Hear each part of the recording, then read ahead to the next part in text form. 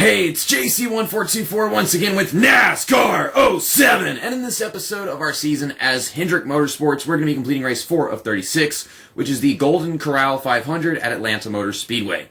In the last episode, we raced at Las Vegas, and we got Kyle Busch his first win of the season there. That puts him second place in the standings, 66 points behind our points leader Jimmie Johnson, who is my main driver here. We start the race, we get him to the lead, and then we switch to somebody else. I don't think I actually have to put him in the lead anymore because he has such a big gap over everyone, even the other drivers on my team. You know, Jeff Gordon, who I want to have in second place, is 83 back, and I want to get him up there past Kyle Busch soon. I might be able to do that this race, but our main focus is finally Brian Vickers, who has damaged his season so much in the first 3 races. He finished 16th twice in a row at Daytona and then California, and then when we got to Las Vegas, he finished in 20th, which is worst yet. So he's 17th right now. 207 points behind Jimmie Johnson, but I think I want to get him into 4th behind the other 3 drivers on my team, which is like 120 points, so I think we should be able to do that. Yep, here we go. We are at Atlanta Motor Speedway. Brian Vickers is starting in front of me. Kyle Busch is starting right in front of me. Oh my god, we are so screwed, and I noticed that right off the freaking bat. Because I'm trying to get, well, we're trying to get Brian Vickers up there. I mean, Kyle Busch is second place in points. Also, EA Sports, it's in the game. Your transmission is garbage there. This is great. And now we're kicking in. What is this, a super speedway? A Michigan transmission? I don't know what kind of gear ratio preset they give me to the point where I'm way faster in the long shot of my transmission. But whenever you come to the green flag, you have no acceleration. Well, Brian Vickers is on the inside, Kyle Busch is on the inside, so they get on the move. We have a massive wreck in turn 1 to start lap 2. Jeff Gordon's back here. What? How am I going to accomplish anything in this race? But, I think that wreck was involving Jeff Gordon, because now he's in front of me, and the other 2 drivers, they're in front of him. Oh, gosh. Get stuck to Tony Stewart. And now I have J.J. Yeley passing me. Disaster. This is nothing but a disaster so far. My driver's qualifying all like crap. Got 2 Joe Gibbs drivers surrounding me, and I'm losing my mind. JC, you suck. Gosh. Help. Help. Help. My car won't turn, but the rearview mirror is working. Great. Great. I did not want that on to begin with. J.J. Elliott, there's an entire bottom lane down there. Okay. Well, we've made 11 positions up, so there's that. Yay, 11 positions. I don't think I really need to get Jimmie Johnson up to the lead anymore. I think I can just put him up there in the top 10 and I'm fine. But all my teammates are back here, and I want Brian Vickers to be on the move and up there winning this race. And once I get Brian Vickers to the lead, you know, it's kind of difficult to do anything I'm trying to accomplish whenever they keep on checking up, and that involves all my teammates checking up for them too. Casey Mears, you damn buffoon. Kamikaze! You need to teach this guy a lesson. He doesn't know anything in 2006. Which is kind of dumb, because in 2006 he won the Coca-Cola 600, didn't he? I'm stuck to Martin Truex Jr. Kamikaze, I hate all your favorite drivers. Help! Help! What the hell's going on? Freaking Casey Mears this, and Martin Truex Jr. that. We're in the top half of the field, so I mean, I guess we're getting somewhere. This car is very tight, and Robbie Gordon's trying to block me. Also, I should remind you guys, yes, there are 2 Menards drivers. Robbie Gordon is trying to block me. This is... You know, we got a Paul Menard, and then we got Robbie Gordon. And I don't... What the hell is this car? Like, work. And Robbie Gordon. Fucking dweeb. Even if I do get a run, try to pass him, he's going to block me. I need to use that Intimidator thing.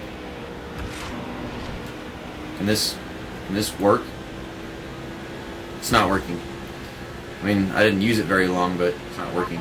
Get out of the fucking way. Okay, I'm pretty pissed off that I'm faced with this much challenge. This race is a shit show from the very start. Like, where they put my drivers, and I guess I should have mentioned this, but Atlanta has a reputation for being an immediate shit show. So I'm not exactly surprised that it started like that. I can't get off the apron, but I can crash into Scott Riggs if I want. Okay, fuck Jimmie Johnson. I don't have a reason to finish well with him in this race. So go back to Brian Vickers. He didn't wreck himself, but he did. He is falling back. He got got passed by Kyle Busch and Jeff Gordon. See, my car with Jimmy Johnson was tight. This one's tighter than that. So I guess I should be scared. Anytime I try to pass somebody, I am bound to crash into them, get stuck to them, and die. So I'm going to try to avoid that right here. I'm going to get Jeff Gordon. It's like, it enters the corners the same way, but once you slow down to the same speed as what you do with Jimmy Johnson's car, nothing really happens. It just kind of keeps on going up the track. So I have to slow down way more than that if I want to keep it down at the bottom. So it's, I guess it has a tighter rear end because the front end is the thing that does the turning, of course. I don't know. Usually, like, if the car is not as good as other cars, it's not the rear end that's tight. So I guess we have a wedge problem. Someone's just not setting up these cars right. Okay, well, we're in the top half of the field with Brian Vickers. I want to win this race with Brian Vickers, and I don't know how I'm going to do that, but I'm going to see if I can stay out with Brian Vickers all the way until another driver comes off pit road, hopefully Jeff Gordon, and I can switch to him once they've all taken their pit stops. I'm about to get passed back because this car is so tight that I'm driving way too slowly. Yeah. Who's that, Tony Raines? Oh, that's Martin Truex Jr. I don't know why I thought it was Tony Raines. Front of that car is not even black. The back of it is, though. God damn, man, I can't make this thing turn. Greg Biffle's up in front. Once again, 2006. Greg Biffle was fantastic 2006. As a matter of fact, he almost won a championship, or two.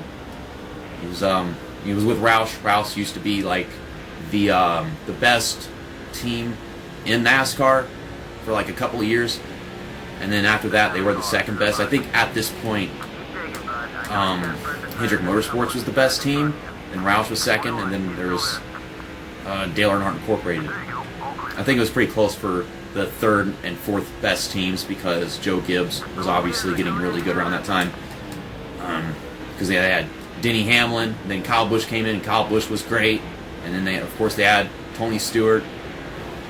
I think Kyle Busch was only with Joe Gibbs Racing at the time. Tony Stewart was there for 1 year, though, because then it was Joey Logano when he left to start his own team with Haas.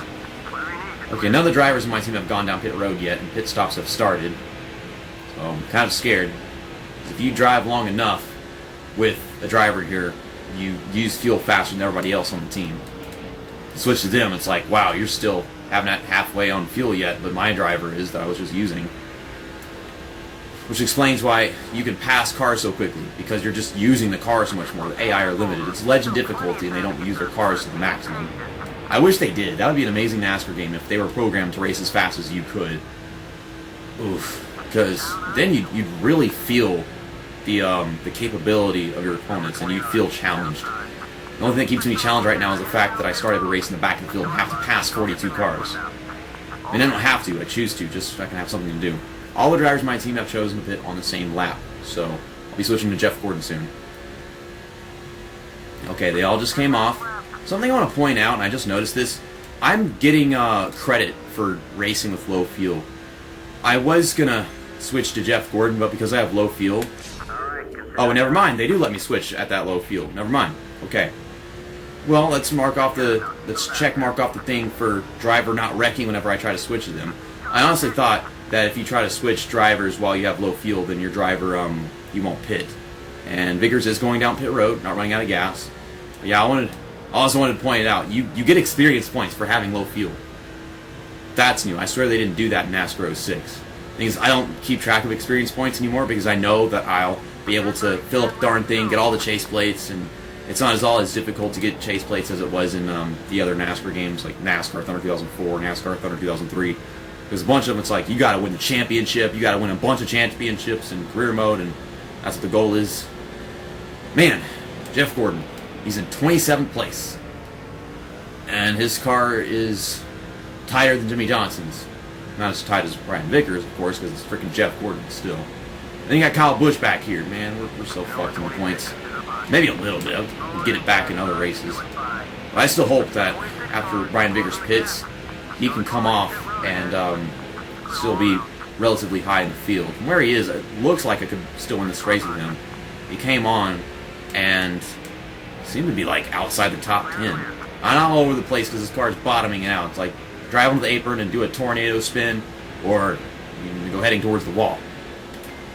Yeah, I mean, if we're going to win this race with Brian Vickers, we have to fucking move it.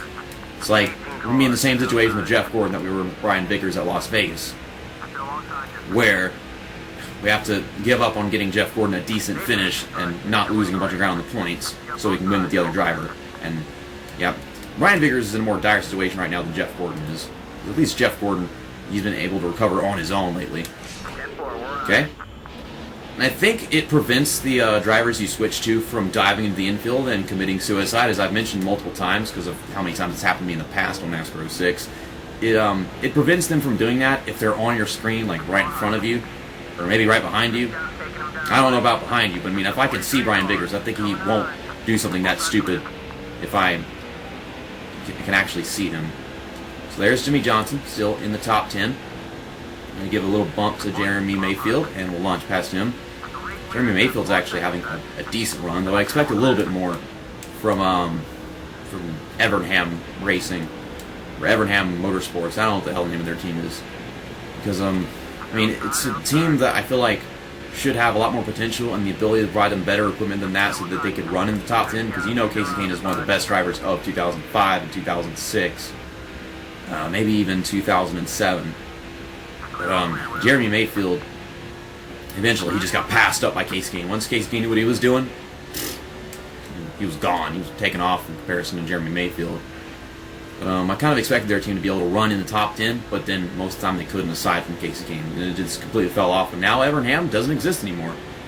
At least not in the Cup Series. I don't know if they exist at all anymore. I think the reason why that team had to shut down was because of all the allegations and the true allegations between Evernham and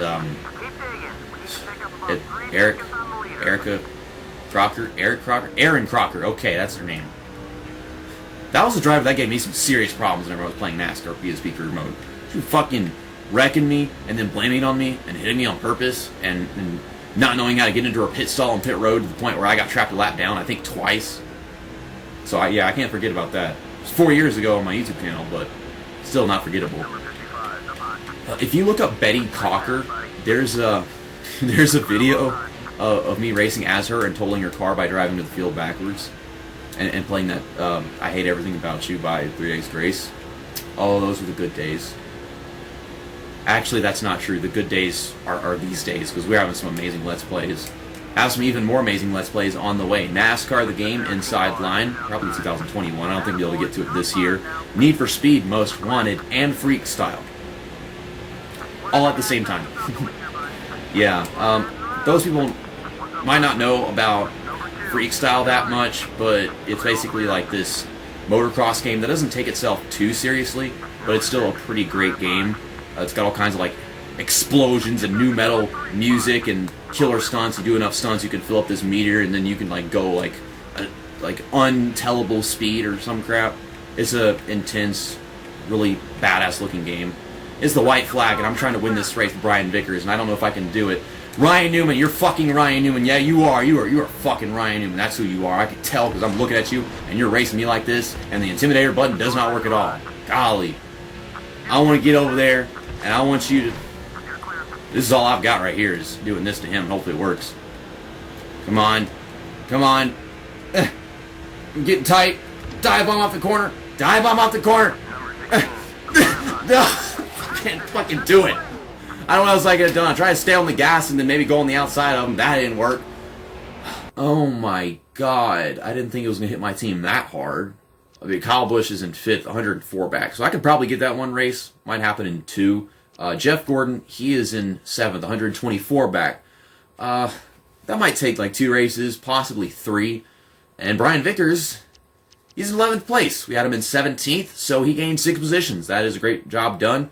He's 170 back, and to get past all these guys in front of him, Ryan Newman, that's 110 points, or 109, I think. So, yeah, as long as we're getting our business done with him, and we didn't win that race, so me trying to win the next one because I want to get that win with him, that keeps me racing as him. It keeps me winning to gain a bunch of ground. So it's kind of a good thing in the end that we didn't win that race. Though I'm disappointed that I didn't. But it's our first win of the season for a driver that's not on our team. Greg Biffle, And I got him up to 4th place, and he's 103 points behind Jimmy Johnson. Speaking of which, he's 1 point in front of Kyle Busch, so don't have to be too concerned about that one. But, man, people will be like, JC, that's not clean racing. That's not racing etiquette. You're racing dirty. Well, freaking NASCAR's bashing into somebody because you ain't got no other move that could possibly win you the race. It didn't even work in the end. The guy still won. Shut your face. Next up is Bristol, where I'm supposed to hit somebody like that, knock him out of the way if I want to win, because it probably can happen otherwise. I think Bristol races in a lot of NASCAR games after NASCAR Thunder 2004 were pretty easy. I don't know what that'll happen, because you get a NASCAR 2005 Chase of the Cup, and I remember I uploaded a video before I started my Let's Play with Dale Jarrett, and I went from last to first in NASCAR 2005, where the tower is just awful compared to the AI, and I won. So, yeah, I can tell you that much. Bristol's easy past that game, NASCAR Thunder 2004. And I'll be race 5 of 36. Well, at least me crashing into Greg Biffle got me a fantastic thumbnail. I'm kind of disappointed that I couldn't get an angle with smoke in it, but we definitely got some sparks flying, and I had to crash into him because using the Intimidator feature in the corner wasn't working as well as it did in NASCAR 06. You just click that thing on NASCAR 06, they get loose just like that. But in this one, I went through a whole damn turn. It didn't do nothing. Fuck. See you next time. That's that, and episode over.